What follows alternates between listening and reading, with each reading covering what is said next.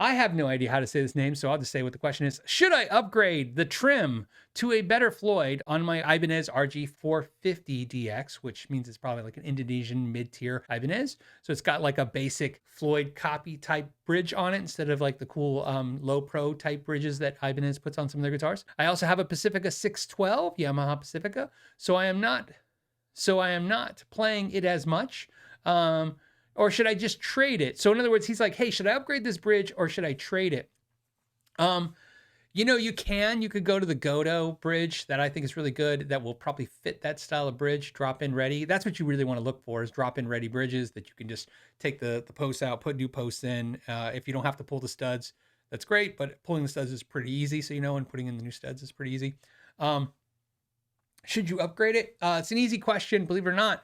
Now that I gave you it's possible to do that and pretty easily. The only decision you have to decide is, do you love that guitar? Don't upgrade a guitar you don't like in the hopes that you'll like it. A perfect example is I did a video just recently of that Schecter Green right here behind me that I absolutely loved. I mean, I just love the guitar. I love the neck. I love the guitar. I love sharing that video with you guys.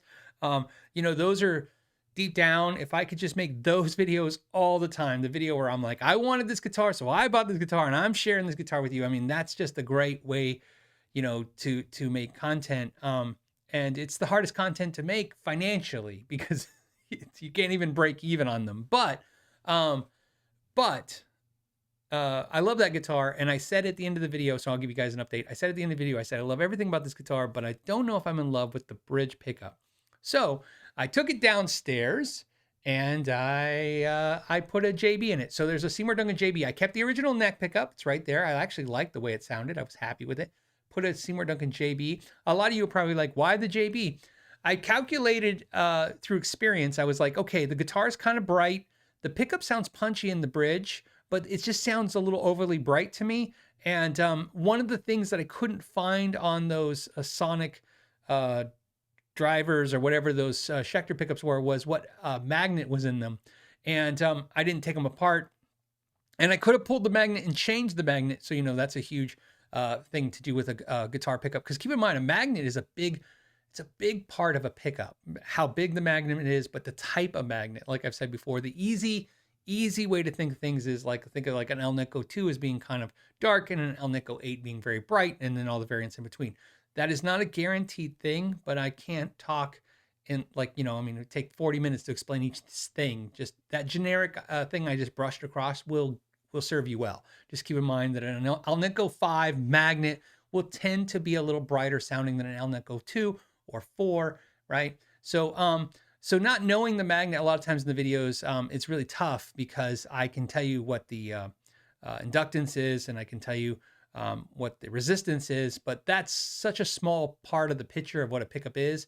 But I do that not to tell you like, oh, quantify what this pickup is. I do that because in the category of cataloging videos, you'll have reference to other pickups. So anyways, I was thinking, the Seymour Duncan JB, which is notoriously got some people are like, I don't like it because it's kind of bassy.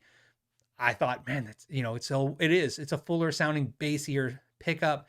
And with this guitar, I think I turned it in magic. I'm just in love with it. I'm in love with it even more. So to answer back to your question about your RG450, if you love it, put that better bridge in it. Love that guitar even more. Make a good guitar better, right? That's what you do. So that's the decision. If you're like, I don't love this guitar, and if I fix it up, I might love it. I found that is not that I'm saying 100% that's not a good decision. I'm just saying I have watched people regret the money they've spent with repairs with that particular issue, where they don't love something, but they want me to mod it or fix it and in hopes that they'll like it. And more times than not, they'll get it and they're like, yeah, it's better. You'll be like, yeah, it feels a little nicer. It's a little tunes a little nicer. Still don't love it. So again, just start with that. I love it, but it's not perfect yet. I love that guitar. I just thought it was, I'm pointing at the Schecter. I love the Schecter, but I didn't think it was perfect yet. The JB just did it. And the neck pickup and that JB just seem to be living love together. They're just great. Making up words. Live and love together. They're a happy couple now. Also, funny enough, I've always said this too. that you don't pick your strings, your guitar does. That Schecter, not so much 10 to 46s. I put 10 to 46s on most of my guitars, and they were just, I wasn't feeling it. I just kind of felt they were a little stiff. It's 25.5-inch scale. I don't know what it was. Maybe it's the way the bridge is set up, maybe the angles. Anyways, so I have 9 to 46 hybrids on there from D'Addario, and they are just magical. So again, I took a guitar that I loved and just put in Stratosphere.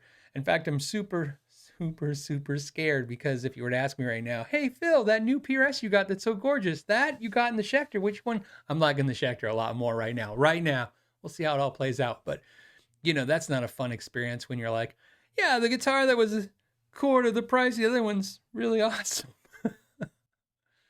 Gear math is not working.